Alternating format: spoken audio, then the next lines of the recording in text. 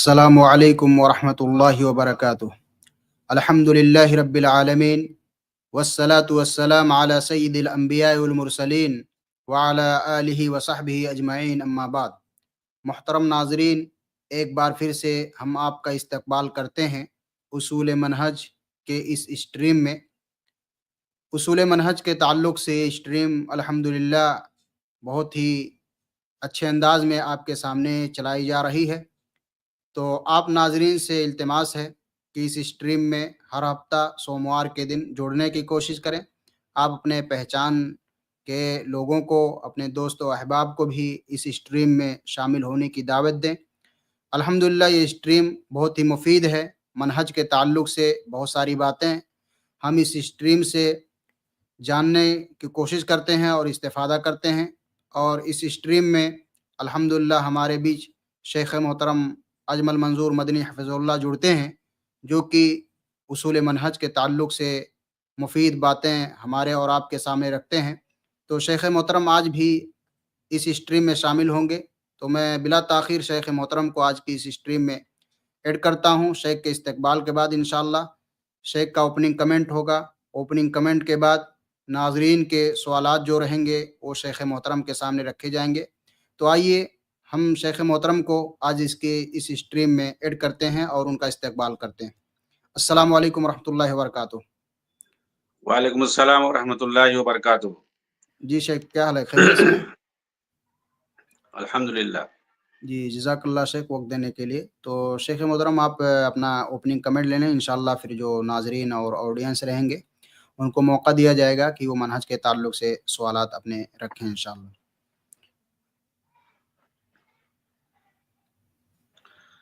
الحمدللہ رب العالمین والصلاة والسلام علی سید الانبیاء والمرسلین نبینا محمد وعلی آلہ وصحبہ اجمعین، اما بعد۔ اعوذ باللہ من الشیطان الرجیم، بسم اللہ الرحمن الرحیم۔ وَلَقَدْ بَعَثْنَا فِي كُلِّ أُمَّةٍ رَسُولًا أَنِ اعْبُدُوا اللَّهَ وَاجْتَنِبُوا الطَّاغُوتَ۔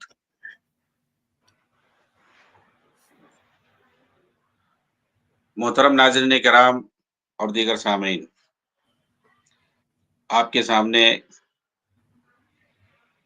اصول منہج اسٹریم میں حاضر ہوں۔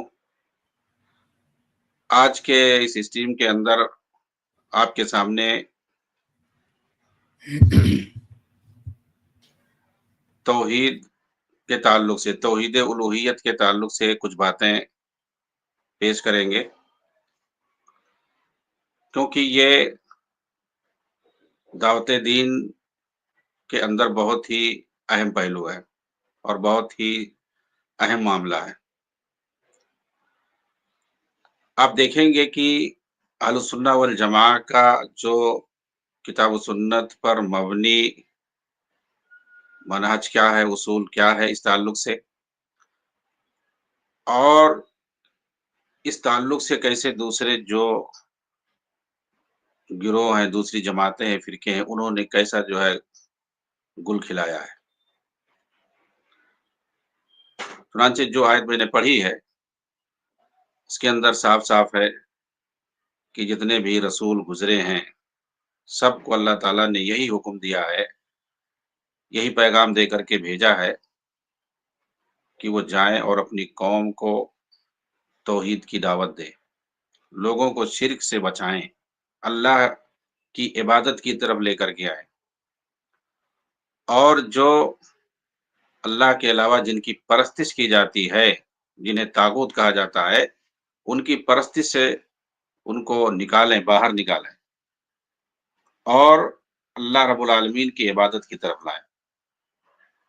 چنانچہ یہ اللہ کی سنت رہی ہے کہ جب جب لوگ اس راہ سے بھٹکے ہیں، اللہ رب العالمین کی عبادت کو چھوڑ کر کے بندوں کی عبادت اور پرستش میں لگے ہیں، یعنی شرک اور کفر میں مبتلا ہوئے ہیں، تو اللہ تعالیٰ نے انبیاء اور رسول بھیجے، اور یہ انبیائی مشن ہے تمام انبیاء کا۔ قرآن میں جگہ جگہ آپ کو ملے گا کہ تمام انبیاء کا یہی مشن تھا کہ لوگوں کو اللہ کی عبادت کی طرف بلائیں۔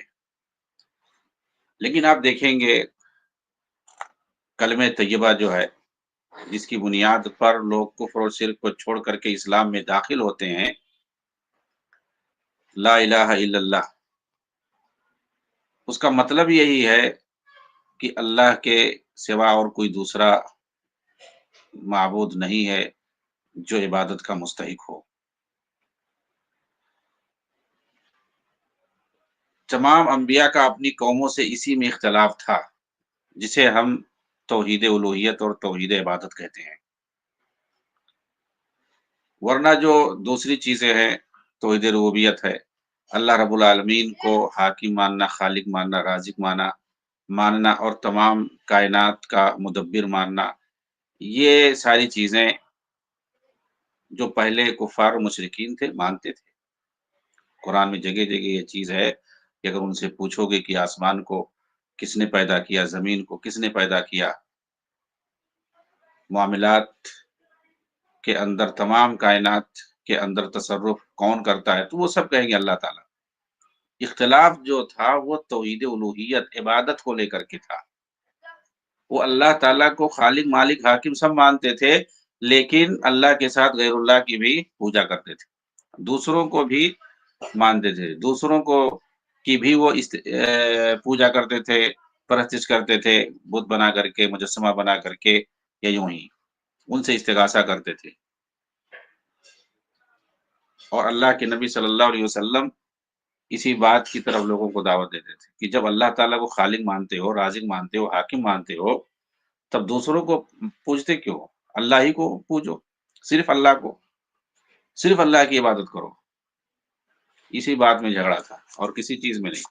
اور ان سے جب کہا جاتا بھائی کیوں ان کی عبادت کرتے ہو، تو کہتے تھے کہ تاکہ یہ لوگ اللہ کے نیک بندے ہیں، اللہ کے یہاں محبوب ہیں، ہماری سفارش کریں گے، ما نعبدہم الا لیقربونا الی اللہ زلفیٰ، تاکہ وہ ہمیں اللہ سے قریب کر دیں۔ آج بھی وہی چیزیں پائی جاتی ہیں۔ تو کلمہ توحید کا جو اصل معنی ہے وہ یہی ہے کہ معبود برحق، الہ کا معنی معبود برحق۔ لیکن آپ دیکھیں یہ جو موجودہ دور میں جو خارجیت زدہ جو تحریکیں پیدا ہوئی ہیں، چاہے وہ اخوان المسلمون ہو یا اسی طریقے سے جماعت اسلامی وغیرہ ہو، ان لوگوں نے اس کلمے کے اندر تحریف کر دیا، معنی ہی بدل دیا، اور کہا اس کا معنی ہے لا حاکم الا اللہ، یعنی الہ کو حاکم۔ آپ ابھی دیکھیں، ابھی میں نے کلپ سنا، جماعت اسلامی جس کا امیر کہہ رہا ہے کہ اللہ کے سوا کوئی بادشاہ نہیں ہے، کلمہ کا ترجمہ، یعنی لاکھوں لوگوں کو گمراہ کر رہے ہیں۔ حالانکہ توحید ربوبیت کا ایک حصہ ہے حاکم ہونا۔ اللہ تعالیٰ کو حاکم کون نہیں مانتا ہے؟ پوری دنیا مانتی ہے، حتیٰ کہ کفار بھی مانتے ہیں، اور اللہ تعالیٰ حاکم ہے، حاکموں کا حاکم ہے، بادشاہوں کا بادشاہ ہے۔ یہ چیز طے ہے، ثابت ہے، اس کا انکار نہیں ہے۔ انکار اس کا ہے کہ صرف اللہ تعالیٰ ہی عبادت کا مستحق ہے، صرف اسی کی عبادت کرو۔ اسی میں لوگوں کا اختلاف ہوتا ہے۔ لیکن ان لوگوں نے تحریف کیوں کیا؟ مولانا مودودی، سید قطب اور اس طرح کے دیگر جو ہے خارجی فکر کے لوگوں نے الہ کو حاکم کا معنی کیوں بتایا؟ اس کی ایک ہی وجہ ہے، جو سلف کا جو اصول ہے، آپ دیکھیں گے 1400 سال کے اندر خوارج کو چھوڑ کر کے کسی نے نہیں کہا ہے کہ الہ کا معنی حاکم ہے، بادشاہ ہے۔ سب اس کا معنی اور مفہوم معبود برحق کے لیتے ہیں کہ اللہ تعالیٰ ہی عبادت کے لائق معبود ہے اور کوئی نہیں، سب باطل ہے۔ تو عبادت کے اندر اللہ تعالیٰ کو ایک جاننا، یہ اصل ہے۔ ان لوگوں نے آ کر کے وہی خارجیوں والی فکر پیدا کی ہے اور اسے اپنے لٹریچر کے ذریعے، اپنی تقریروں کے ذریعے سے پھیلا دیا۔ یہ تنظیم اسلامی ہے، یہ جماعت اسلامی ہے، یہ اخوان المسلمون ہے، یعنی یہی لوگ اسلامی ہیں بھائی، یہی لوگ اسلامی جماعت ہیں، اور سب لوگ جو ہے غیر اسلامی ہیں ان کے علاوہ۔ اور ہاں مانتے ہیں ایسا، ان کے یہاں یہ عقیدہ ہے، باقاعدہ یہ فکر ہے، یہ سوچ ہے۔ حسن بنا نے اپنی کتابوں کے اندر لکھی ہے بات، اور بھی دیگر اخوانیوں نے یہ بات لکھی ہے، جس سے یہ مستفاد ہوتا ہے کہ ہماری جماعت سے اگر کوئی جڑا ہوا نہیں ہے تو پھر وہ اپنے ایمان کی خیر منائے۔ اس کو مسلمان ہی نہیں لوگ سمجھتے ہیں، اس پکا مسلمان اسی وقت سمجھتے ہیں جب ان کی جماعت میں جا کر کے کوئی شامل ہو جائے۔ جی ہاں، تو انہوں نے یہ حاکم کیوں ترجمہ کیا؟ ظاہر سی بات ہے، دوسری طرف کہتے ہیں یہ روزہ ہے، نماز ہے، حج ہے، زکوٰۃ ہے، جہاد ہے اور کیا کیا، یہ سب ثانوی درجہ رکھتی، یہ سب ٹریننگ کورس ہیں اصل ہدف کو پورا کرنے کی۔ وہ کیا ہے؟ حکومت ہے، اقتدار ہے۔ تو دین کا تڑکا لگا کر کے یہ لوگ سیاسی جماعت بناتے ہیں، اس کی بہت ساری مثالیں آپ کو مل جائیں گی۔ اب بتائیے، کلمہ طیبہ جو کہ اصل ہے، اس کے معنی میں تحریف پیدا کرنا، یہ کس سوچ اور فکر کی بنیاد پر؟ کسی نے یہ جرات نہیں کی ہے کہ اس کے معنی میں تحریف کیا جائے۔ ہاں، صوفیوں نے جو وحدت الوجود کے قائل ہیں، حلول کے قائل ہیں، کفریہ عقیدہ کے، انہوں نے اس کا مفہوم بتا دیا، لا موجود الا اللہ، یعنی الہ کا ترجمہ جو ہے موجود سے کر دیا، گویا کہ اللہ کے علاوہ کوئی ہے ہی نہیں دنیا میں، ہر چیز اللہ ہے، نعوذ باللہ۔ تو وہ لوگ اس کو جو ہے موجود سے جو ہے ترجمہ کرتے ہیں، یعنی اللہ کے علاوہ کوئی موجود ہی نہیں ہے، سب جتنے ہیں سب اللہ ہیں، گویا ان کے یہاں کائنات کے اندر جتنی چیزیں موجود ہیں سب اللہ ہے، نعوذ باللہ۔ تو الگ، لیکن راجح کیا ہے؟ اہل السنہ والجماعہ، اہل الحدیث نے جو کہا ہے، سلف سے جو چیز ثابت ہے وہ کیا ہے؟ معبود برحق، یہ اصل معنی ہے۔ آپ دیکھیں کہ اسی لیے ان کے یہاں، ان تنظیموں، ان جماعتوں کے یہاں جو اس خارجی فکر کی حامل ہیں، جو صرف کرسی، اقتدار، حاکم، حکومت، اسی کی بات کرتے ہیں اور تن من دھن سے اسی کے لیے کوشش کرتے ہیں، اور خود کہیں گے کہ، اور دوسرے پہ الزام بھی لگاتے ہیں، انبیاء تک پہ الزام لگائیں گے، یعنی جو انبیاء کا اصل مشن ہے، پورا قرآن اس پہ شاہد ہے کہ وہ کس لیے آئے تھے، توحید الوہیت کے لیے آئے تھے، توحید کی خاطر آئے تھے، اللہ تعالیٰ نے انہیں بھیجا تھا سب کو۔ صاف صاف یہ لوگ لوگوں کی آنکھوں میں دھوپ جھولتے ہوئے کہتے ہیں کہ وہ حکومت قائم کرنے آئے تھے۔ اب جب یہ دیکھا گیا کہ بھائی حکومت تو سب نے نہیں قائم کیا، اکا دکا نے اقتدار اور حکومت ملی ہے اللہ کی طرف سے، تو یہ کہہ دیا کہ کچھ لوگ کامیاب ہو گئے اور اکثر ناکام ہو گئے، نعوذ باللہ۔ یہ لوگ کامیاب ہیں اور انبیاء کو جو ہے ناکام بنا دی، یعنی وہ اپنے مشن میں ناکام ہو گئے یکا دکا کو چھوڑ کر کے۔ انبیاء پر ایسا الزام، یعنی اپنی جو ہے غلط بات اور غلط سوچ کو ثابت کرنے کے لیے انبیاء کو بھی یہ لوگ غلط اور جھوٹا ثابت کر دیتے ہیں، ٹھہرا دیتے ہیں، نعوذ باللہ۔ کیا کوئی مسلمان ایسا عقیدہ رکھ سکتا ہے کہ انبیاء اپنے مشن میں کامیاب ہو گئے؟ صحیح بخاری کے اندر ایک لمبی حدیث ہے جس سے پتہ چلتا ہے کہ کوئی ناکام نہیں ہوا، گرچہ ان لوگوں نے جو ہے ان کا کوئی پیروکار ہی کیوں نہ ہو۔ یہ لوگ جو ہے کامیابی اسی میں سمجھتے ہیں کہ فالوور ان کے زیادہ ہو جائیں، اور بناتے ہیں یہ لوگ، یہ تقریریں کرتے ہیں کہ ہمارے ہاں ہر کوئی آئے، کوئی بھی ہو، اہل حدیث ہو، دیوبندی ہو، حنفی ہو، بریلوی ہو، شیعہ ہو، کوئی بھی آئے، سب کا موسٹ ویلکم، اور اپنے اپنے عقیدے اور فکر اور مذہب کے حساب سے عمل کرے، کوئی مسئلہ نہیں۔ کہتے ہیں کیونکہ ہمارا مقصد ہے نظام مصطفیٰ قائم۔ یہ سب جھوٹ ہے۔ اگر تمہارا مقصد ہے نبی صلی اللہ علیہ وسلم کا نظام لانا، شریعت قائم کرنا، شریعت نافذ کرنا، تو کیسے بھائی نافذ کرو گے؟ کس کی بات مانو گے؟ شیعوں کی بات مانو گے؟ ان کے یہاں جو نظام ہے مانو گے؟ صحابہ دشمن جو نظام ہے، کیسے بریلیوں کا جو باہر شریعت کہیں گے نافذ کرو، نافذ کرو گے؟ اہل حدیث کہیں گے صرف قرآن اور حدیث کو نافذ کرنا ہے، کتاب و سنت، کرو گے؟ حنفی جو اپنا فقہ حنفی لا کر کے پیش کریں گے، مانو گے؟ شافعی جو اپنا فقہ شافعی لائیں گے، کہیں گے اس کے مطابق کرو۔ یہ صرف جھوٹ ہے، بیوقوف بناتے ہیں۔ نظام مصطفیٰ، ریاست مدینہ، ایک ایک سے ان لوگوں نے نام نکالا ہوا ہے لوگوں کو بیوقوف بنانے کے لیے، اور کچھ نہیں۔ ان کا کوئی مقصد نہیں ہے سوائے اس کے کہ اقتدار حاصل کرے، لوگوں کا جو ہے لوگوں کی بھیڑ سے اکٹھا کر کے، لوگوں کے ووٹ حاصل کر کے، اور اس کی مثالیں آپ کو مل جائیں گی۔ یہ لوگ دراصل توحید الوہیت کو توحید حاکمیت کے اندر جو چینج کر دیتے ہیں اور الوہیت کو غائب کر دیتے ہیں، توحید عبادت کو غائب کر دیتے ہیں، تاکہ لوگ اپنے اپنی مرضی سے اور اپنے اپنے عقیدے اور فکر کے حساب سے اپنے اپنے مسلک کے حساب سے عمل کریں. یہی وجہ ہے. یعنی ہر کوئی اپنے جیسا جیسا سمجھتا ہے اسی حساب سے کرے. جو شرک بدعت کرتا ہے وہ شرک بدعت کرے، جو جیسا چاہے ویسا کرے، اس پر کوئی نکیر نہیں کرتے ہیں یہ. اور اسی لیے آپ دیکھیں گے ان کے اندر خود شرک و بدعت بھرا ہوا. خود حسن بنا کو آپ دیکھ لیں، ان کے جو بانی مانے جاتے ہیں اشعریت بھری ہوئی عقیدے میں، اور اسی طرح سے تصوف کوٹ کوٹ کر کے یہاں تک کہ شرکیہ اعمال، اور یہ جو ہے باقاعدہ شرکیہ مزارات پہ جاتے تھے، وہاں تقریر کرتے تھے اپنی جو ہے اپنی جماعت کے لیے، اپنی جماعت میں شامل ہونے کے لیے مزاروں پہ جاتے تھے، تقریریں کرتے تھے. بتاؤ.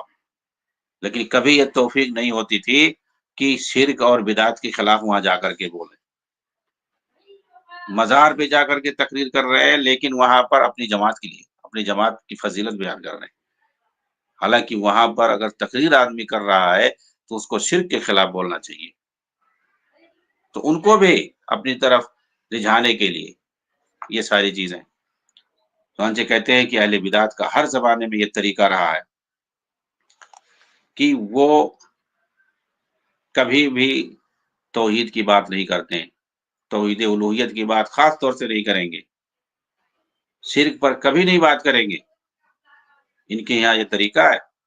اگر آپ توحید پہ بولنا شروع کر دیں، شرک پہ بولنا شروع کر دیں، آپ کو اسٹیج سے بھگا دیں گے، یا دوبارہ کبھی آپ کو موقع نہیں دیں گے. ان کے علماء کی کتابوں کو آپ دیکھ لیں، کبھی بھی جو ہے توحید پر کوئی کتاب نہیں ملے گی ان کے یہاں. شرک اور بدعت پر اور اہل بدعت اور گمراہوں کے خلاف تردید وغیرہ نہیں ملے گی ان کے یہاں. شیخ محمد خلیل حراس رحمہ اللہ جو مصر کے، اور یہ پہلے جو ہے تصوف میں ڈوبے ہوئے تھے اور گمراہ تھے، لیکن جو ہے جب انہوں نے شیخ محمد بن عبد الوہاب رحمہ اللہ کی کتابوں اور اسی طریقے سے شیخ الاسلام ابن تیمیہ رحمہ اللہ کی کتابوں کو پڑھا، ابن قیم رحمہ اللہ کی کتابوں کو پڑھا، تو یہ جو ہے تصوف سے اور غلط عقیدوں سے، گمراہیوں سے انہوں نے توبہ کر لیا، اور یہ پکے جو ہے موحد ہو گئے. عقیدہ واسطیہ جو ہے نا، عقیدہ واسطیہ ابن تیمیہ رحمہ اللہ کی جو معروف کتاب ہے عقیدے میں، اس کی انہوں نے بہترین شرح لکھی ہے.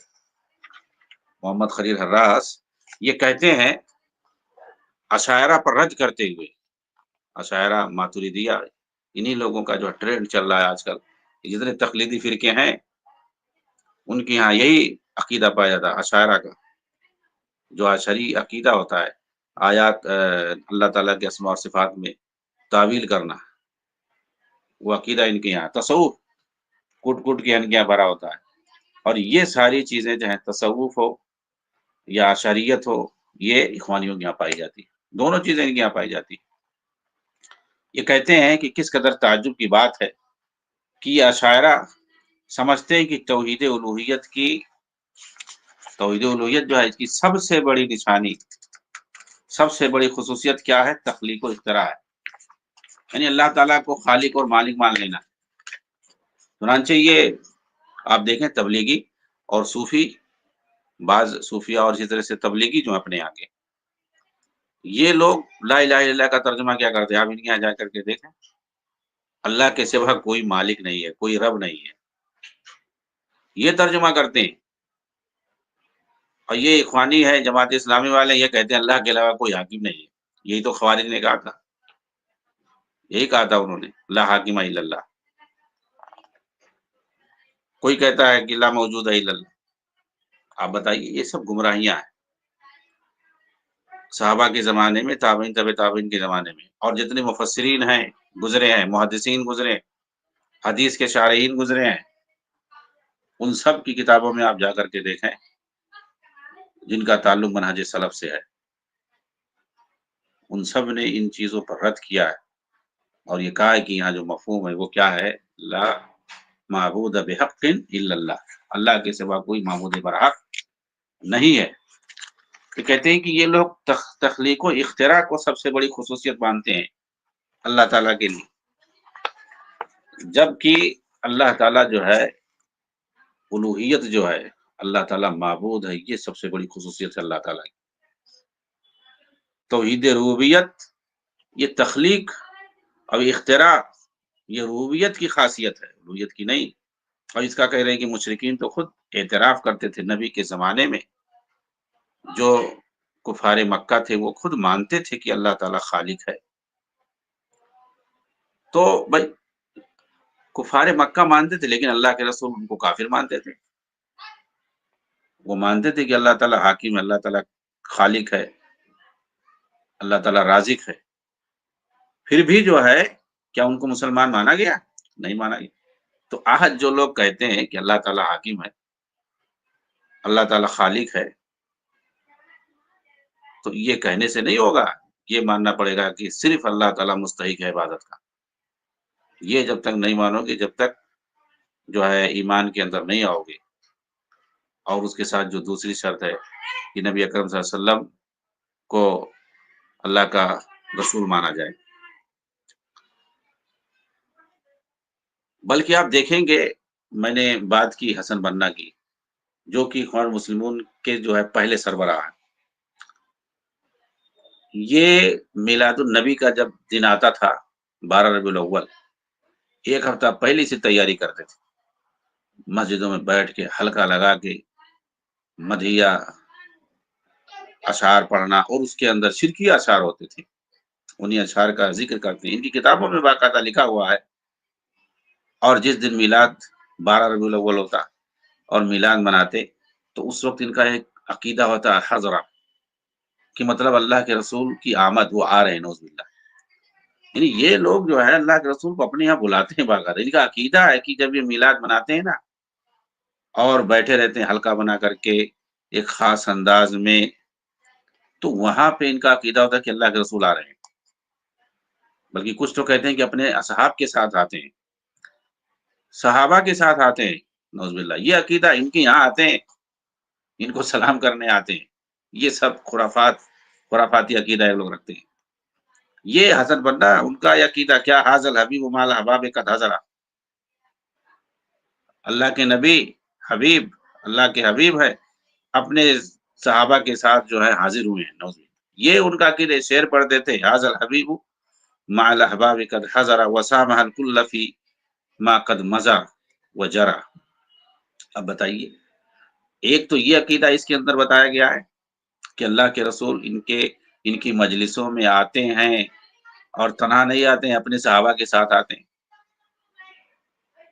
بھائی کیسے تم کو پتا اللہ کے رسول آتے ہیں؟ یہ عقیدہ کیسا ہے؟ بتائیے عقیدہ کیسا ہے؟ اور اس کے بعد دوسری لائن ہے، وہ تو اور ہی زیادہ خطرناک ہے، اس سے بھی زیادہ، دونوں خطرناک ہے۔ لیکن دوسرا دیکھیے، کہتے ہیں کہ سامح الکل فی ما قد مضى وجرا، کہ سارے لوگوں کی پچھلی غلطیوں کو معاف کر دیا۔ سامح الکل، سب لوگ یہاں جتنے لوگ حاضر ہیں، میلاد منا رہے ہیں، اللہ کے رسول آئے ہیں، اور سب کے گناہوں کو آپ نے معاف کر دیا۔ بتائیے گناہ کو کون معاف کرتا ہے؟ یعنی گویا الوہیت کی صفت دے رہے ہیں، اور یہ کہ اللہ کے رسول ہر جگہ حاضر ہوتے ہیں، اللہ کے رسول کا یہی کام ہے، یہ بھی الوہیت کی صفت دے رہے ہیں، اور ہر جگہ پہنچنا۔ بتائیے تو یہ سب کس کا عقیدہ ہے؟ یہ سب مشرکوں کا عقیدہ ہے۔ کفار مکہ بھی اس طرح عقیدہ نہیں رکھتے تھے، اور یہ کون ہے؟ حسن بننا یہ عقیدہ رکھتے تھے، عربی سمجھتے تھے، عربی پڑھتے تھے۔ نہ سمجھے آدمی تو الگ بات ہے کہ چلو نہیں سمجھ رہا ہوں میں، عربی میں انہوں نے کتابیں لکھی، عربی سمجھتے تھے، فصیح عربی بولتے تھے۔ اس طرح شرکیہ اشعار پڑھنا کیا معنی رکھتا ہے؟ اس کا مطلب جو ہے کہ وہ یہ عقیدہ رکھتے تھے نبی کے بارے میں۔ کہتے ہیں کہ حسن بننا نے ان اشعار کو جشن میلاد کے موقع پر کہا، اور ان اشعار کے اندر گناہوں کی مغفرت کو نبی صلی اللہ علیہ وسلم کی طرف منسوب کیا، اور یہ شرک اکبر ہے۔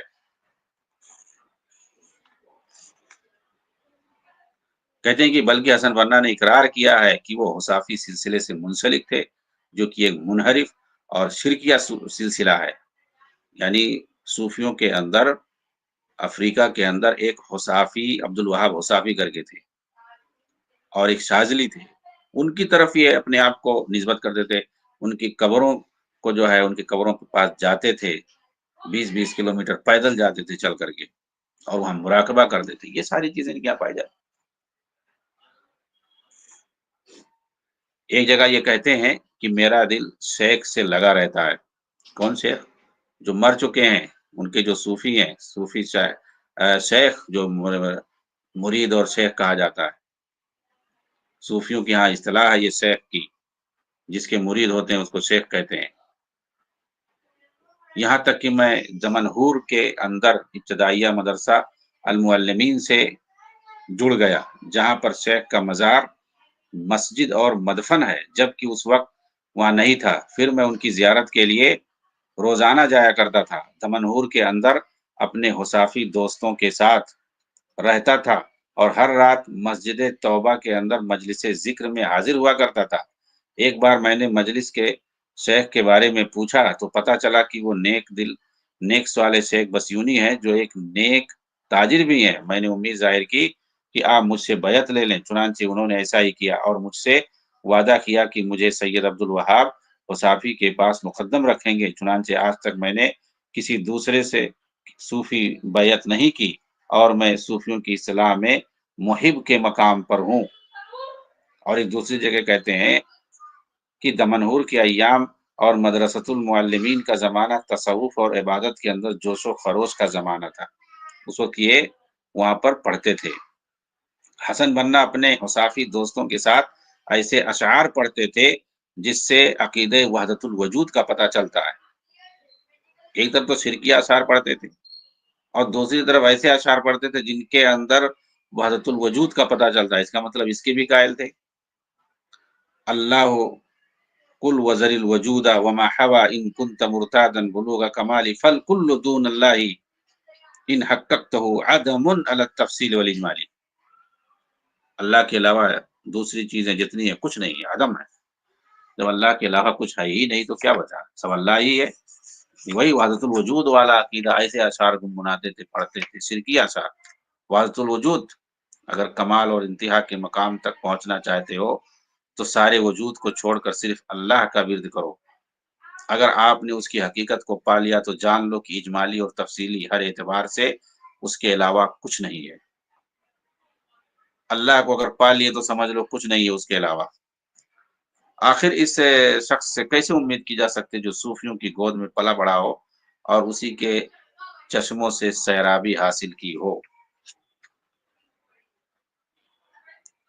شیخ احمد نجمی رحمہ اللہ یہ سعودی کے پرانے معاصر دور ہی کے ہیں، لیکن ان کا انتقال ہو گیا ہے. انہوں نے کئی کتابیں لکھی ہیں اور اخوانیوں کو اس میں ایکسپوز کیا ہے. اخوانیوں پر میں سمجھتا ہوں کہ ان سے زیادہ کسی نے نہیں لکھا ہے. شیخ ربی گرچہ مشہور ہیں، آپ نے بھی لکھا ہے، لیکن شیخ احمد نجمی رحمۃ اللہ علیہ نے بہت ساری کتابیں لکھی ہیں، بہت سارے رسالے لکھے ہیں، تقریریں کرتے تھے، کیسٹیں ان کی بہت زیادہ ہیں.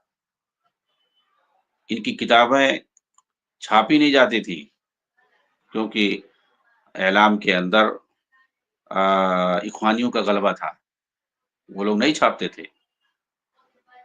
اخوانیوں کے خلاف لکھتے تھے، سید قطب کے خلاف لکھتے اور کسی کے بھی خلاف لکھتے کتاب تو اس پہ تبصرہ کر کے اور اس کو جو ہے لکھ کر کے کچھ ملاحظہ لکھ کر کے کہ یہ کتاب جو ہے صحیح نہیں ہے، اس کے اندر بڑے بڑے علماء دین پر تنقید کی گئی ہے، نکیر کی گئی ہے، بڑے بڑے عالم اسلام کے داعیوں پر تنقید کی گئی ہے اور اس کا جو ہے غلط اثر پڑے گا سماج پر. اس طرح کی تنقید ہے. باقاعدہ انہوں نے ایک کتاب اسی پر لکھی ہے کہ میری کتابوں کو ان لوگوں نے، اخوانیوں نے کیوں نہیں چھاپا. یہ کتاب اسی پر انہوں نے لکھی ہے. سعودی کے اندر اخوانیوں کا غلبہ تھا، سلفیوں کی نہیں چلتی تھی. وہ تو 2015 کے بعد جو ہے سمجھیے کہ انقلاب آیا ہے اور پھر وہاں سلفیوں کا غلبہ ہوا ہے. یہ اب ان کی سنی جا رہی ہے. وہ کہیں اخوانی چلے گئے تھوڑی. ان کے یہاں ہر طرح کا جو ہے مکر اور فریب ہوتا ہے. یہ ہر طرح کا اسلوب اپنانا جانتے ہیں. یہ ان کے یہاں ایک مرحلہ ہوتا ہے شعوری عزلت پسندی، شعوری گوشہ نشینی، فکری گوشہ نشینی، کہ یہ سماج میں آپ کے ساتھ رہیں گے لیکن فکری اور شعوری اعتبار سے یہ آپ سے دور ہیں، یہ ان کو سکھایا جاتا ہے۔ یہ چیز جو ہے معالم فی الطریق کے اندر سید قطب نے یہ ساری باتیں لکھی، جس کو یہ لوگ ایک دستور والی کتاب مانتے ہیں، تحریکی دستور کتاب جیسی کتاب مانتے ہیں۔ اس کا جو ہے انہوں نے ترجمہ اردو زبان میں کر رکھا ہے، کئی کی کتابیں انہوں نے ترجمہ کر رکھی ہیں اس کتاب کے۔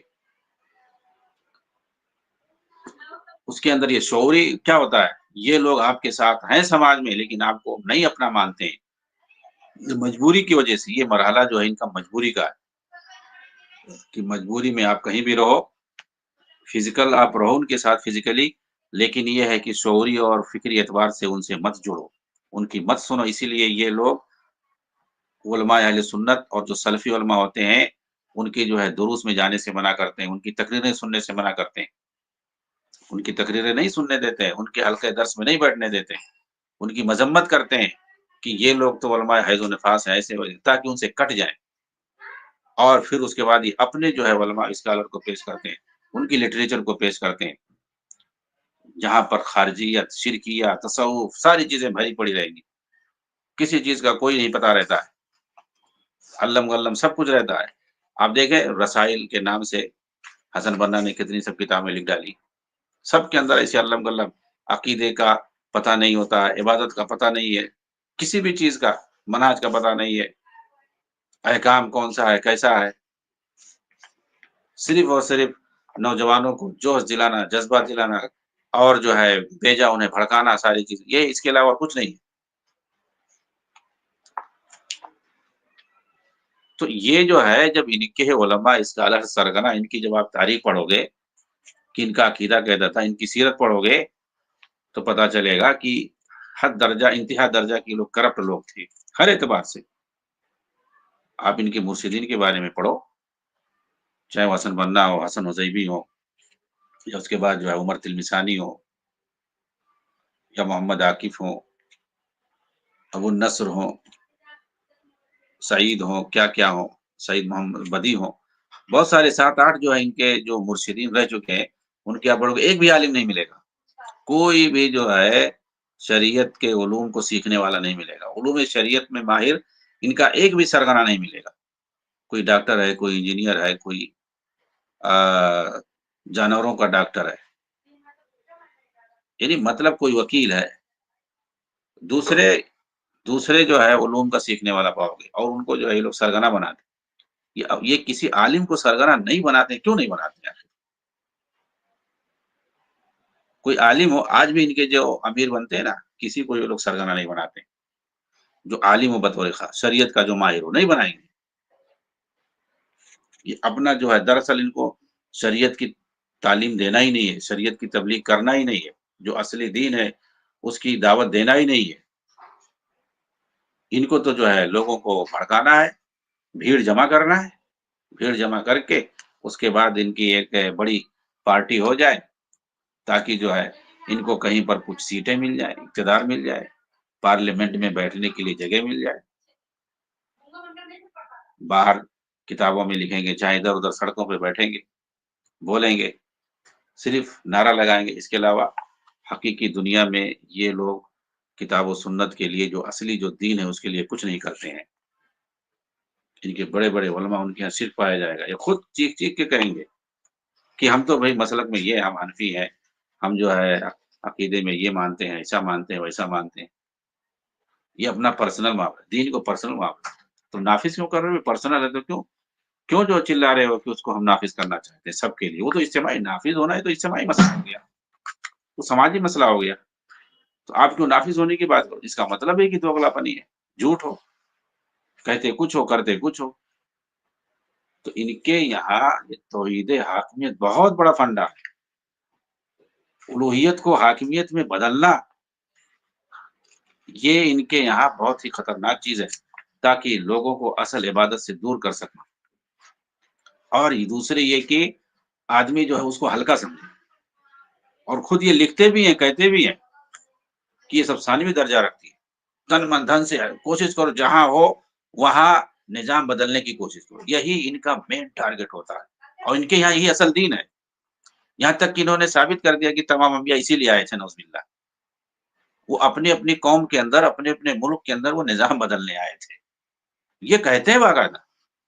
یہ کبھی نہیں یہ لوگ کہتے ہیں کہ جو ہے وہ خالص توحید کی طرف دعوت دینے کے لیے آئے تھے، شرک کو مٹانے آئے تھے، بت پرستی کو ختم کرنے کے لیے آئے تھے اور توحید کو رائج کرنے کے لیے آئے تھے، لوگوں کے دلوں میں توحید بسانے کے لیے آئے تھے. اس لیے آئے تھے تاکہ لوگ صرف اللہ کی عبادت کریں، دوسروں کی عبادت چھوڑ دیں اور جو دوسرے مظالم ہیں اس کو ختم کریں، معاشرے کے اندر اصلاح کریں. یہ کبھی نہیں کہتے. اس وقت جو انبیاء کے مشن پر اگر آپ کہیں، اگر دیکھیں پوری دنیا کے اندر، تو یہ اہل حدیث اور سلفیوں کے علاوہ شاید ہی کوئی ہوگا جو اس مشن پہ کام کر رہا ہے.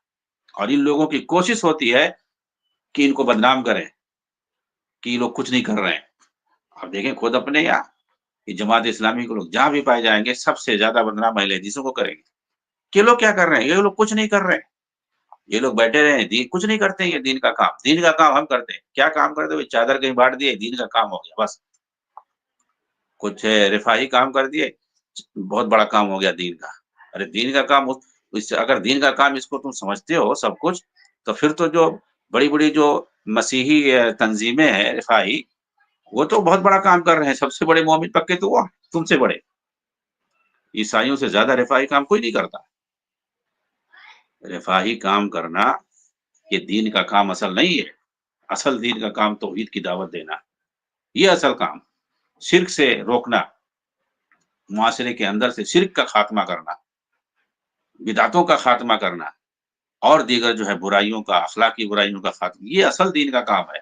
یعنی معاشرے کی اصلاح ہر اعتبار سے. اور سب سے پہلے باطنی جو گندگیاں ہیں، باطنی جو برائیاں ہیں اندر کی، شرک ہے، بدعت ہے، خرافات ہے اور دوسرے جو اخلاقی جرائم ہیں، ان کو جو ہے صاف کرنا، یہ اصل کام ہے دین کا. اس پر یہ کبھی نہیں بولیں گے اور نہ ہی کبھی یہ لوگ جو ہے زمینی اعتبار سے اس پر کام کریں گے، بلکہ منع کریں گے اگر کوئی کرے گا. کیونکہ اختلاف ہوگا، کہیں گے اختلاف ہوگا، لوگ بات نہیں سنیں گے، ہمارے پاس آئیں گے نہیں، اکٹھا نہیں ہوں گے. تو اس وجہ سے یہ لوگ اس پر کام ہی نہیں کرتے. کہتے ہیں کہ پہلے لوگوں کے اندر رفاہی کام کرو گے تو آپ سے جڑیں گے، بس جڑیں گے، جڑنے کے حد تک بس جڑیں گے، بس جوڑتے ہیں، اس کے علاوہ کچھ نہیں کرتے. ظاہر سی بات ہے آدمی جذباتی طور پر اس سے جڑ جائے گا. اگر کسی کی آپ مدد کرو گے تو جذباتی طور پر آپ سے جڑ جائے گا. اب جڑ گیا ہے تو اب اس کو توحید کی دعوت دو. اگر وہ اس کے اندر شرک پایا جائے، بدعت پا رہا ہے، اس کو روکو، کبھی نہیں روکے. اگر بولیں گے تو بھاگ جائے گا. تو جوڑ کے چھوڑ دیتے ہیں، یہ سر ان کا مقصد ہوتا ہے. شرک اور بدعت جب ان کی یہاں خود پایا جاتا ہے تو کیوں یہ دوسروں کو منع کریں گے؟ ان کے سربراہوں کی یہاں یہ چیز پائی جاتی ہے، شرک ہے، خرافات ہے، بدعت ہے، تصوف ہے، گندی تصوف پائی جاتی ان کی یہاں، تو یہ دوسروں کو منع کیوں کریں گے؟ صحابہ کو برا بھلا یہ کہتے ہیں، صحابہ پر نقد یہ کرتے ہیں. معاویہ رضی اللہ تعالی عنہ جیسے جلیل القدر صحابی کو آپ دیکھیں کہ کوئی بھی آپ ان تحریکوں سے جڑا ہوا ہو، تحریک چاہے وہ اخوان المسلمون سے یا جماعت اسلامی سے، کسی کا بھی دل صاف نہیں ہوگا اگر وہ حقیقی معنی میں، اگر وہ جماعت اسلامی سے جڑا ہوا ہے تو. اگر وہ مولانا مودودی کا حقیقی اگر وہ وفادار ہے تو وہ کبھی نہیں سیدنا معاویہ رضی اللہ تعالی عنہ کا وفادار ہو سکتا ہے یا ان کے تعلق سے اس کا دل صاف ہو سکتا ہے، کبھی نہیں. اگر کوئی ایسا کہتا ہے کہ میرا دل صاف ہے، میں ان کو سچا اور پکا صحابی مانتا ہوں اور وہ جو ہے اپنے نظریے میں پکے تھے، خالص مومن تھے، اگر کوئی ایسا کہتا ہے تو سمجھ لو پھر وہ مودودی کا وفادار نہیں ہے. یعنی وہ خالص تحریکی پھر وہ نہیں ہے. تو ان کے یہاں اسی لیے تو شیعوں سے اور رافضیوں سے ان کے یہاں اسی لیے جو ہے مصالحت پائی جاتی ہے، اسی لیے نرم دل ہوتا ہے، اسی لیے جو ہے ان سے یہ مل کے رہتے ہیں. ورنہ کوئی بھی جو پکا مسلمان ہوگا صحابہ دشمنوں کے قریب کبھی نہیں جائے گا یا ان سے جو ہے مل کر کے کبھی نہیں رہے گا جب تک کہ جو ہے وہ توبہ نہ کر لے. بہرحال اس پر باتیں طویل ہو سکتی ہیں. اس سے پہلے بھی کچھ اشارہ کیا گیا تھا، لیکن میں سوچا کہ خاص طور سے اس کو ٹارگٹ کیا جائے اور بتایا جائے، کیونکہ یہ بہت ہی اہم ہے. اور میں اس لیے بھی اس کو بتانا چاہتا تھا کہ اہل الحدیث جو سلفی ہیں، ان کا یہ طر امتیاز ہے کہ وہ اس مشن پر سب سے زیادہ بڑھ کر کے کام کرتے ہیں، اور جو لوگ کام بھی کرتے ہیں ان کے یہاں وہ خلوص نہیں ہوتا ہے اس توحید پہ، کیونکہ وہ خود جو ہے اس برائی میں کسی نہ کسی ناحیے سے ملوث ہوتے ہیں. یا تو ان کے یہاں شرک پایا جائے گا اسماء صفات کے اندر، شرک پایا جائے گا توحید الربوبیت کے اندر، شرک پایا جائے گا ان کے یہاں توحید الوہیت کے اندر، اور بہت ساری چیزوں میں. تو جب وہ خود نہیں وہ پاک ہیں تو وہ بات کیا کریں گے، اور اس پر سب سے زیادہ فرض کام کیسے کر سکتے ہیں. اس لیے جو اہل حدیث ہیں اپنے آپ کو یہ مان کے چلیں کہ توحید پر جو سچا کام ہونا چاہیے، جو کہ انبیاء کا مشن ہے، اس پر یہی لوگ اصل کام کر رہے ہیں. چاہے تھوڑا کریں یا زیادہ کریں، یہی لوگ اصل کام کر رہے ہیں. اور سب لوگ ان کے علاوہ اپنے اپنے جو ہے مسلک، اپنی اپنی فکر، اپنے اپنے سوچ کی بات کرتے ہیں، اس سے نکل نہیں سکتے ہیں باہر. اور اہل حدیثوں کا اس طرح سے کوئی مقید کوئی فکر اور سوچ نہیں ہے. ان کی سوچ اور فکر وہی ہے جو صحابہ کا ہے. صحابہ کی بات کرو تو لوگ تنقیدیں کرتے ہیں کہ کیا جو ہے بار بار وہی صحابہ. ہمیں اللہ نے عقل نہیں دی ہے، نعوذ باللہ.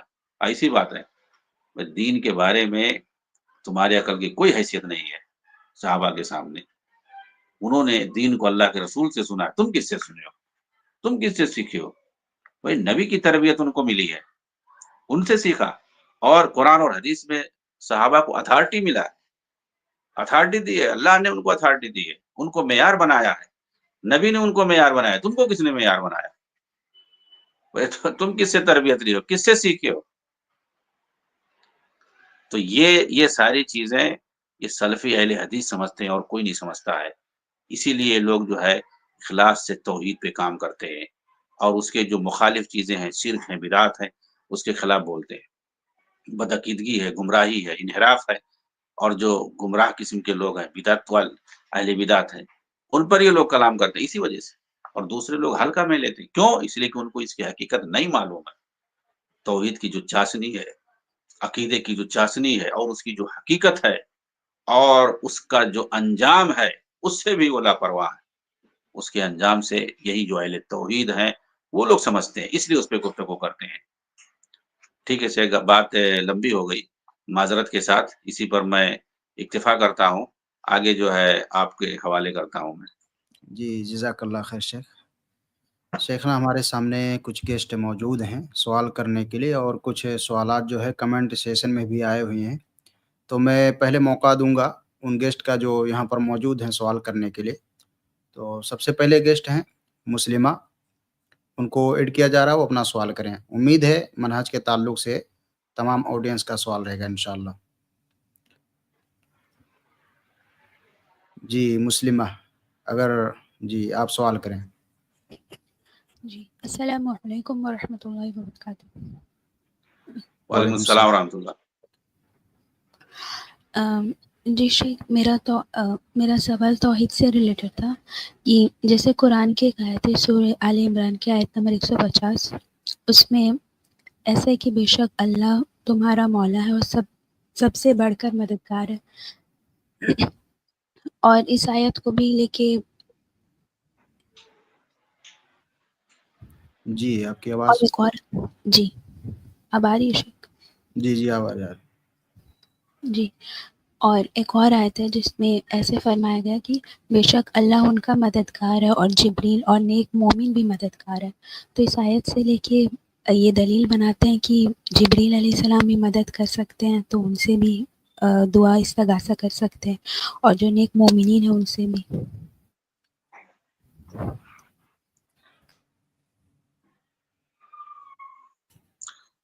تو جی شیخ. دیکھیے، جس کی جو حیثیت ہے، جس اعتبار سے وہ مدد کرتا ہے، ٹھیک ہے، اللہ رب العالمین کی اپنی حیثیت ہے، اس حساب سے اللہ مدد کرتا ہے. اور جبریل علیہ السلام کی جو حیثیت ہے اس حساب سے وہ مدد کرتے ہیں. فرشتوں کو اللہ رب العالمین کی طرف سے جو حکم ہوتا ہے وہ کرتے ہیں، اور اللہ تعالیٰ جن کی مدد کے لیے کہتا ہے ان کی وہ مدد کرتے ہیں. ایسے ہی دوسرے جو انسان ہیں، چاہے وہ نیک بندے ہوں یا برے ہوں، ان کی جو حیثیت ہے وہ مدد کرتے ہیں جس پر وہ قادر ہوں. چنانچہ اب اگر کسی انسان کو فرشتوں کے برابر سمجھ لیا جائے، جو مدد وہ کر سکتے ہیں ان کے برابر سمجھ کے اگر عقیدہ رکھا جائے تو یہ غلط ہے. یہاں تک کہ اگر انسانوں کے تعلق سے یہ عقیدہ رکھا جائے کہ وہ ویسی مدد کر سکتے ہیں جیسی اللہ تعالیٰ کرتا ہے تو یہ غلط ہے. مدد کر سکتے ہیں اس کا کوئی منکر نہیں ہے، ہم بھی مدد کر سکتے ہیں، آپ بھی مدد کر سکتی ہیں، ہر کوئی ایک دوسرے کی مدد کر سکتا ہے. اور مدد مانگنا، مدد لینا یہ غلط نہیں ہے. غلط اس وقت ہوتا ہے جب ہم مخلوق کو، انسان کو، اور خاص طور سے وہ جو مر چکا ہے، دنیا سے جا چکا ہے، اس کو، یا کم سے کم آپ انسان کو لے لیں، اس کو ہم وہ حیثیت دے دے جو اللہ تعالیٰ کی ہے. اللہ تعالیٰ جن چیزوں پر قادر ہے ان اللہ کے برابر ہم انسانوں کو کر دیں تو وہاں پر جو ہے غلط ہو جاتا ہے. سمجھ رہی ہیں؟ جس کی جو حیثیت ہے اس حساب سے اگر کوئی مدد کرتا ہے بشرطے کہ وہ اس پر قادر ہو. اب مثال کے طور ہمارے سامنے اگر کوئی ہے، وہ ہم سے پانی مانگ رہا ہے، اٹھا کے ہم نے دے دیا، ہم اس پہ قادر ہیں تو ہم سے وہ مدد مانگ سکتا ہے. لیکن اگر ہمارے سامنے وہ نہیں ہے، کوئی ہم سے دور ہے، ہم اس کو نہ دیکھ پا رہے ہیں، نہ ہم اس کو سن پا رہے ہیں، اور وہ ہم سے مدد مانگے کہ پانی دے دیجئے، ہمیں یہ فلاں دے دیجئے، تو ہم ظاہر سی بات ہے وہ کیا ہے، اس کو آدمی احمق سمجھے گا، بیوقوف سمجھے گا. تو اسی طریقے سے ہم جو ہے پانی دینے پر قادر ہیں، دے سکتے ہیں اٹھا کر کے کوئی چیز. لیکن اگر وہ ہم سے جو ہے پہاڑ اٹھانے کے لیے کہے یا ہم سے وہ اولاد مانگنا شروع کر دے، ہم اولاد تو دے نہیں سکتے، اولاد تو اللہ تعالیٰ دے سکتا ہے، یہ ہر مسلمان کا عقیدہ ہے. یا اسی طریقے سے ایسی چیز کسی مخلوق سے مانگے جس پر وہ قادر نہیں ہے، صرف اللہ تعالیٰ قادر ہے، تو یہاں جا کر کے عقیدے کی خرابی ہے. یہ غلط ہے کہ کسی مخلوق کو، کسی انسان کو وہ حیثیت دے کر کے اس سے مانگے جو حیثیت صرف اللہ تعالیٰ کی ہے. انسان کو اتنا وہ قادر مان لے کہ وہ نہ ہو اس پر قادر، صرف اللہ تعالیٰ اس پر قادر ہو سکے، تو پھر جا کر کے یہ غلط ہوتا ہے. شاید ہماری بات آپ سمجھ گئی ہوں گی. تو ہر کوئی مدد کر سکتا ہے، لیکن حیثیت اگر کوئی دوسرا دیتا ہے، اختیارات وہ دیتا ہے انسان کو جو اللہ تعالیٰ کے لیے خاص ہیں، قدرت اور طاقت انسان کو وہ دے دے کسی کو جو صرف اللہ تعالیٰ، جو قدرت اور طاقت صرف اللہ تعالیٰ رکھتا ہے، تو یہ پھر غلط ہے. اور زندہ نہیں، وہ بھی مردے انسان کو، کہ مردے کے بارے میں تو ہے وہ تو اپنا نہیں کچھ کر سکتا ہے، وہ دوسرے کے لیے کیا کر سکتا ہے. تو اگر زندہ ہے تو سمجھا جا سکتا ہے یہ کچھ مدد کر سکتا ہے. مردہ تو اپنا نہیں مدد کر سکتا تو دوسرے کی کیا مدد کرے گا. یہ کیا، یہ جہالت ہے، احمق ہے ایسا انسان اگر ایسی سوچ رکھے، ایسی فکر رکھے. ارے آدمی زندہ ہے، اس سے کچھ مانگو تو آدمی سوچنے پر مجبور ہوگا کہ ہاں یہ کچھ مدد کر سکتا ہے، اس کو بلا رہا ہے، تو آدمی سوچ سکتا ہے تھوڑی دیر کے لیے. لیکن ایک آدمی جو وفات پا گیا، وہ مر گیا ہے، ارے اچھا برا کسے کہتے ہیں؟ اچھا اگر کوئی انسان ہے، نیک ہے، صالح ہے، تو وہ اس کے لیے بھلا ہے، وہ اپنے لیے بھلا کرے گا نا، آخرت اس کی سدھر جائے گی. اگر آدمی نیک ہے، بھلا ہے، اچھا ہے، اس سے نیک ہے، بھلا ہے، اس سے اللہ خوش ہے، اس کا مطلب تو اللہ کو راضی کرنا، خوش کرنا، یہ تو سب کا مقصد ہوتا ہے. بہت نیک ہے تو اللہ تعالیٰ جو ہے اس کو جنت میں اعلیٰ مقام دے گا، تو اس کا بھلا ہوگا. ہر آدمی جو نیک ہوتا ہے نا، اس کی نیکی اس کے کام آتی ہے، دوسرے کے کام نہیں آئے گی. کوئی آدمی بھلا ہے، بہت اچھا ہے، کتنا بھی صالح، نیک ہے، بزرگ ہے، ولی ہے، تو اس کی ولایت اور اس کی بزرگی اور اس کی نیکی صرف اسی کے کام آئے گی. وہ کسی کو نہیں دے سکتا ہے قیامت کی دن، ایک نیکی بھی نہیں دے گا وہ کسی کے.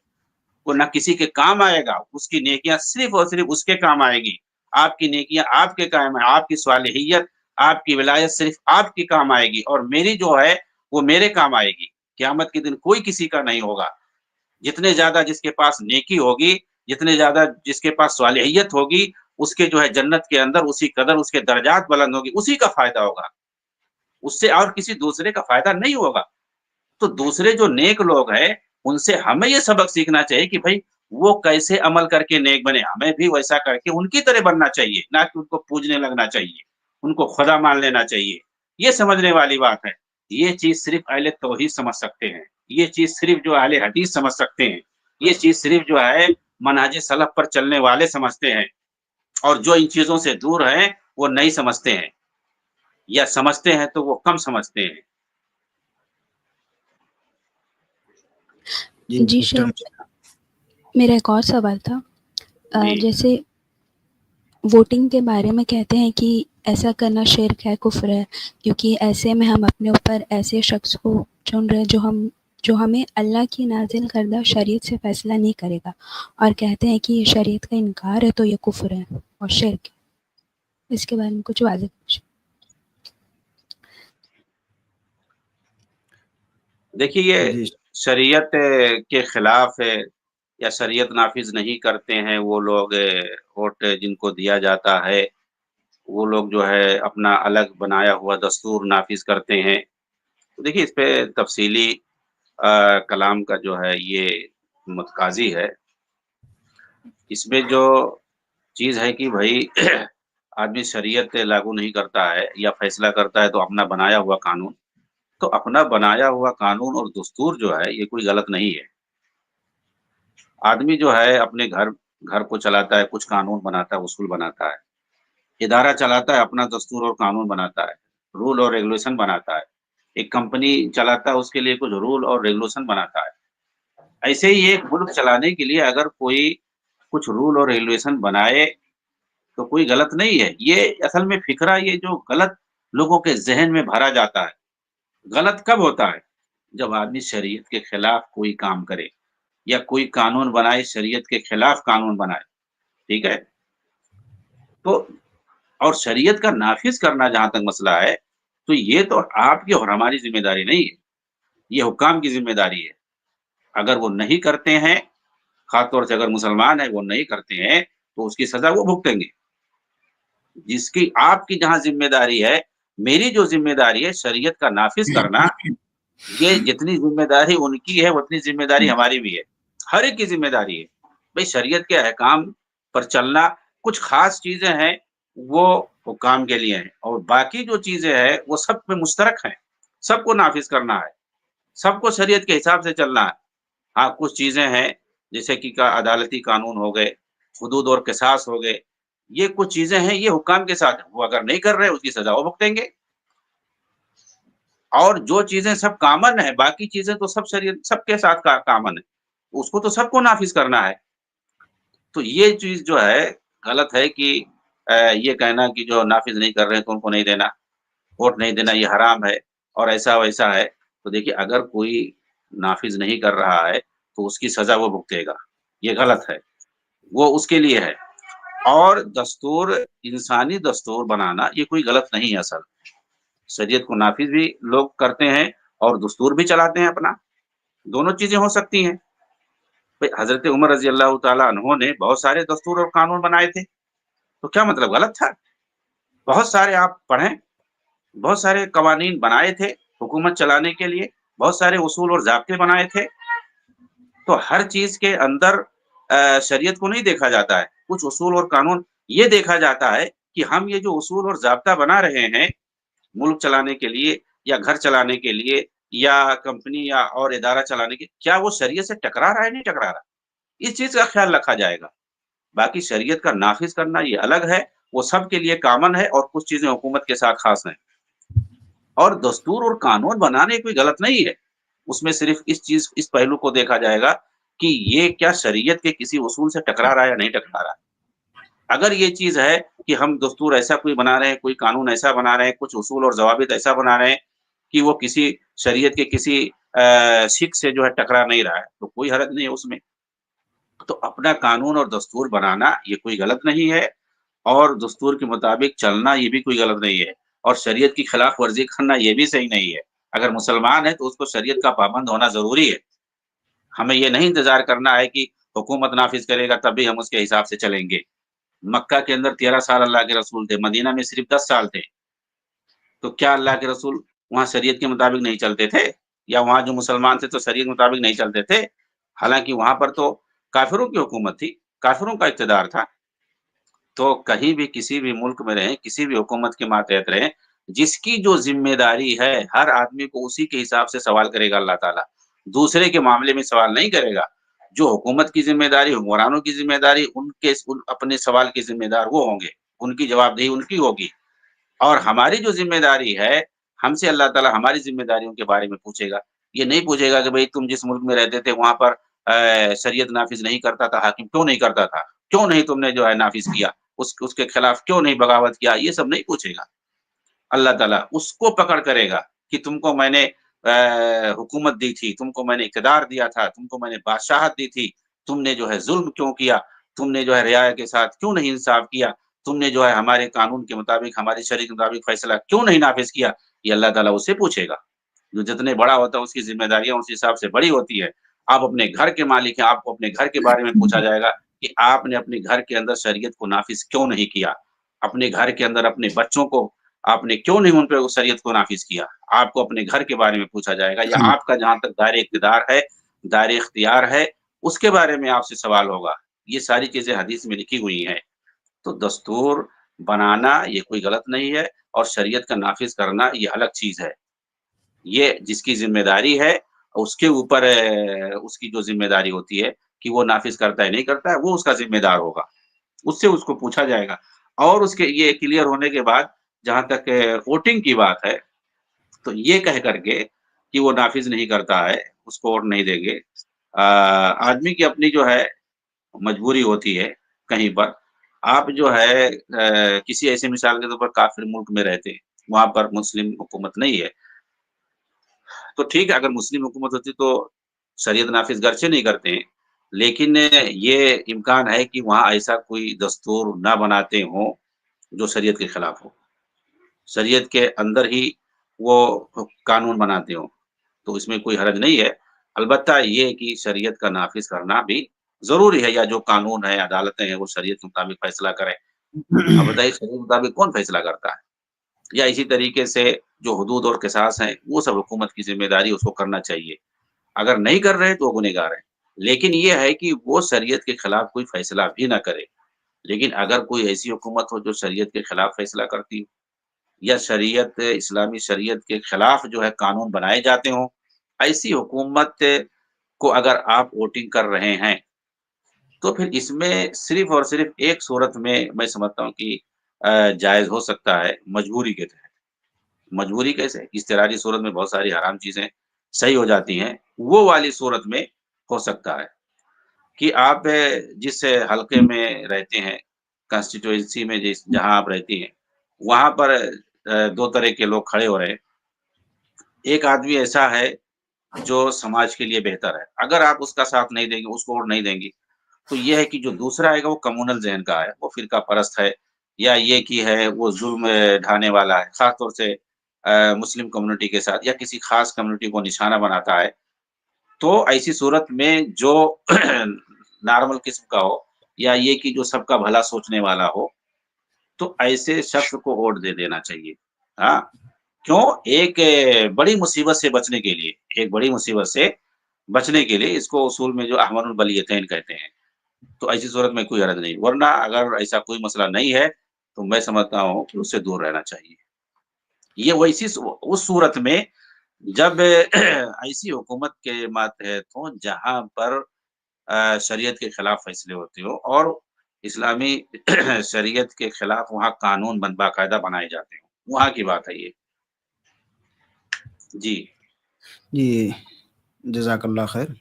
امید ہے بہن کو جواب مل چکا ہوگا۔ جی شیخ، جیسے ایسے کہتے ہیں کہ چوری، اسلام میں جیسے چوری کرنے کی ہاتھ کاٹنے کی سزا ہے، تو پھر اگر ہم کسی کو ووٹ دیتے ہیں تو وہ ہاتھ کاٹنے کے بجائے جیل دے دے گا کچھ مہینے کے لیے، تو ایسے میں تو آپ تعاون کر رہے ہیں، ایسا کہتے ہیں۔ تو میں نے بتا دیا نا، میں نے دونوں چیز بتا دی ہے۔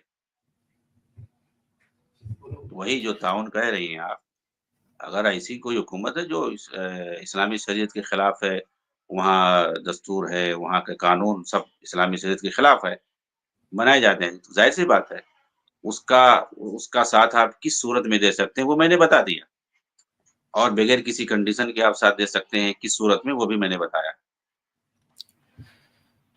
جی سسٹر، انشاءاللہ آپ کو جواب مل چکا ہوگا، تفصیلی شیخ کا جواب تھا، اس میں ساری چیزیں جزاک موجود اللہ خیر۔ ہیں۔ جی وإیاک۔ شیخنا، آج کی ہماری اسٹریم یہیں پر ختم ہوتی ہے۔ ہمارے اور بھی آڈینس تھے جو آپ سے سوال کرنا چاہتے تھے، لیکن وقت کی قلت کی وجہ سے ان کو موقع نہیں دیا جا رہا ہے، کیونکہ اسٹریم کا جو وقت تھا وہ ختم ہو چکا ہے، تو میں چاہتا ہوں یہیں پر اسٹریم ختم کر دی جائے۔ انشاءاللہ آپ سے مؤدبانہ التماس ہے شیخ محترم کہ انشاءاللہ اگلی اسٹریم میں جب آپ اوپننگ کمنٹ لیں تو کوشش یہ ہو کہ نصف گھنٹہ جو 30 منٹ آپ جب اوپننگ کمنٹ لے چکے ہیں تو وہیں پر اپنی بات ختم کر دیں، تاکہ جو آڈینس ہمارے یہاں پہ موجود رہتے ہیں ان کو سوال کرنے کا موقع مل سکے۔ معذرت کے ساتھ جی شیخ شیخ ہے میرا، میں آج جو ہے یہی سوچ کے آیا تھا کہ آدھا گھنٹہ سے زیادہ نہیں ہوگا، جی لیکن وہ آخر میں کیسے کیسے دھیرے دھیرے 10 منٹ 15 منٹ ہو گیا، سمجھ میں نہیں آیا۔ جی انشاءاللہ اسی طرح سے میں آپ سے اجازت چاہتا ہوں، انشاءاللہ پھر اگلی اسٹریم میں آپ سے ملاقات کروں گا۔ السلام علیکم ورحمۃ اللہ وبرکاتہ۔ وعلیکم السلام ورحمۃ اللہ۔ میں اپنے آڈینس کا آخر میں شکریہ ادا کرنا چاہوں گا جو آج کی ہماری اس اسٹریم میں ہمارے ساتھ بنے رہے، اور ایسے ہی میں بہت ہی معذرت چاہتا ہوں آپ سے کہ آپ کو موقع نہیں مل پایا کہ شیخ محترم سے آپ اپنا سوال کر سکیں، تو آپ لوگ اپنا سوال کمنٹ سیشن میں ڈال سکتے ہیں، انشاءاللہ میں وہاں سے سوال آپ کا نوٹ کر لوں گا۔ اگلی اسٹریم میں جب شیخ محترم ایڈ ہوں گے اور آڈینس کے جو سوال رہیں گے وہ ختم ہوں گے، اس کے بعد آپ کے سوال شیخ محترم کے سامنے رکھے جائیں گے، پھر ملیں گے آپ سے اگلی اسٹریم میں۔ اور اپیل ہے ساتھ ساتھ کہ آپ ہر ہفتہ سوموار کے دن اس اسٹریم میں شامل ہونے کی کوشش ضرور کریں، کیونکہ یہ اسٹریم بہت ہی فائدہ مند ہے اور اس سے بہت ہی آپ کو فائدہ ہوگا انشاءاللہ۔ پھر اگلی اسٹریم میں میں آپ ناظرین سے ملوں گا، تب تک میں آپ لوگوں سے اجازت چاہتا ہوں۔ السلام علیکم ورحمۃ اللہ وبرکاتہ۔